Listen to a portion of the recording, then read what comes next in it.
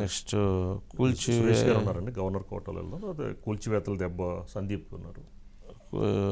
కేంద్ర బృందం ప్రశ్నల సుధాకర్ గారు మరి ఆయన టెక్నికల్గా అది మిస్ అయ్యాను సార్. ఓకే గవర్నర్ కోర్టులో ఎమ్మెల్సీ ఎన్నిక హైకోర్టు ఆదేశాలతో మళ్ళీ మొదటికి. సురేష్ గారు ఏంటి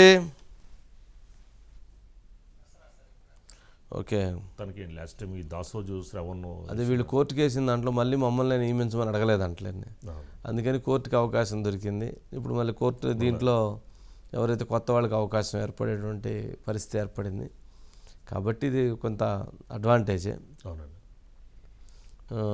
కాంగ్రెస్ కలిసి వచ్చింది, అధికారం లేదు కాబట్టి కాంగ్రెస్కి అంటే వాళ్ళు అప్పుడు అడిగినట్లయితే అది కొంచెం వేరుగా ఉండేది కాబట్టి ఎవరైతే ఇప్పుడు కాంగ్రెస్ పార్టీ ఫైనల్ చేసిన లిస్టు ఈజీగా ఆమోద ముద్ర పెరిగేటువంటి అవకాశం ఉంటుంది అనిపిస్తుంది. మళ్ళీ తిప్పి పంపించారండి. మళ్ళీ సురేష్ గారు ఉన్నారండి. సురేష్ గారు, వంశీ గారు ఏంటండి మొత్తానికి లిస్టు? వంశీ గారు అంటే దాసో శ్రవణ్ గారు అంటే ఎన్నికంటే దాసో శ్రవణ్ గారు తర్వాత కుర్రా సత్యనారాయణ గారు ఇద్దరిని గవర్నర్ కోటాలో నామినేట్ చేయాలంటూ కేసీఆర్ గారికి పంపించిన దాని విజ్ఞాపనను మన గవర్నర్ తమిళిసై గారు తిరస్కరించారు. అంటే సెప్టెంబర్ 19 తిరస్కరించి రిజెక్ట్ చేశారు.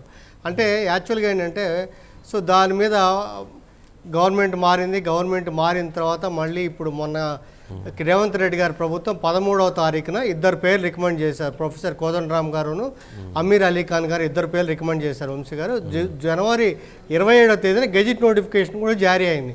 అంటే వీళ్ళిద్దరు కూడా ఆ గవర్నర్ కోటాలో నామినేట్ అయినట్టుగా అయింది.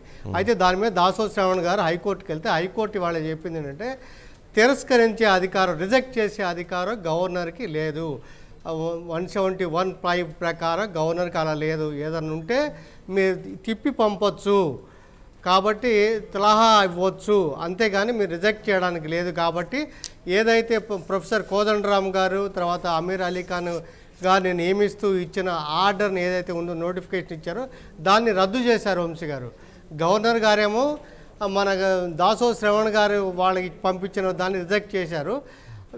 వీళ్ళు ఇప్పుడు హైకోర్టు ఏం చేసిందంటే కోదండరామ్ గారు నియామకానికి గెజిట్కి సంబంధించి నామినేట్కి సంబంధించి గెజిట్ని కొట్టేశారు. దాంతో ఇప్పుడు ఒక వ్యాక్యూమ్ ఏర్పడింది. అంటే ఏంటి ఇప్పుడు దాని ప్రకారం అయితే ఇక్కడ ఏం చెప్పారంటే హైకోర్టు ఏం చెప్పిందంటే గవర్నర్ గారు అకౌంటబిలిటీ, కోర్టుకి అకౌంటబిలిటీ కాదు కాబట్టి మేమేం సజెషన్ ఇవ్వట్లేదు లేదా రికమెండ్ చేయట్లేదు, కాకపోతే రాజ్యాంగం ప్రకారం గవర్నర్ గారు వ్యవహరిస్తారన్న నమ్మకం మాకు విశ్వాసం ఉంది అన్నారు.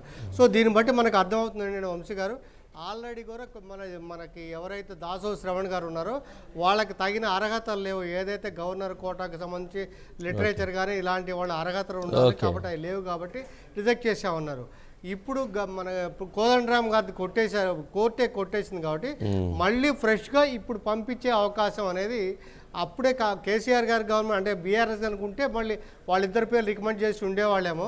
కానీ ఇప్పుడు ఏంటి కాబట్టి ఇప్పుడు మన సమాచారం ప్రకారం కోదండరామ్ గారు అమీర్ అలీ ఖాన్ గారు ఇద్దరి పేర్లు మనం రికమెండ్ చేస్తే ఆ మేరకు ఇచ్చే అవకాశం ఉంది. అయితే ఇక్కడ గవర్నర్ గారి చర్యను తప్పుపట్టడమే ఇక్కడ కీలకం వంశీ గారు. రైట్.